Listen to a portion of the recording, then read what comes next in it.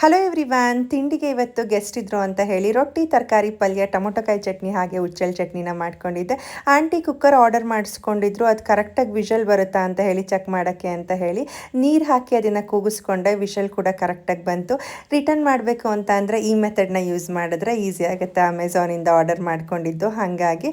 And ಹಾಗೆಯೇ ಸ್ವಲ್ಪ ಕೆನೆ ಎಲ್ಲ ಸ್ಟೋರ್ ಮಾಡಿ ಇಟ್ಟಿದ್ದೆ, ಅದನ್ನು ಕೂಡ ಸ್ವಲ್ಪ ಬೆಣ್ಣೆನ ತಕ್ಕೊಂಡೆ. ಆ್ಯಂಡ್ ಅದ್ರ ಮಜ್ಜಿಗೆ ಉಳಿ ಇಲ್ಲ ಅಂತ ಅಂದರೆ ಮಜ್ಜಿಗೆ ಸಾಂಬಾರು ಮಾಡಿದ್ರು ಅಷ್ಟು ಚೆನ್ನಾಗಾಗಲ್ಲ.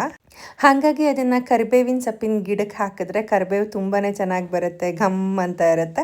ಆ್ಯಂಡ್ ಅದ್ರ ಕೆಲಸ ಎಲ್ಲ ಮುಗಿಸಿ ಸ್ವಲ್ಪ ಪಪ್ಪಾಯ ಹಣ್ಣಿತ್ತು, ಅದನ್ನು ಕಟ್ ಮಾಡಿ ಸ್ಟೋರ್ ಮಾಡಿ ಇಟ್ಕೊಳ್ತಾ ಇದ್ದೆ. ಆ್ಯಂಡ್ ಪಪ್ಪಾಯ ಹಣ್ಣನ್ನ ಕಟ್ ಮಾಡಿದಾಗ ಯಾವಾಗಲೂ ಕೂಡ ನನಗೆ ಅದನ್ನು ಒಂಚೂರು ಹನಿ ಮಿಕ್ಸ್ ಮಾಡಿ ಫೇಸ್ ಪ್ಯಾಕ್ ಹಾಕ್ಕೊಳ್ಳೋ ಅಂಥ ಅಭ್ಯಾಸ.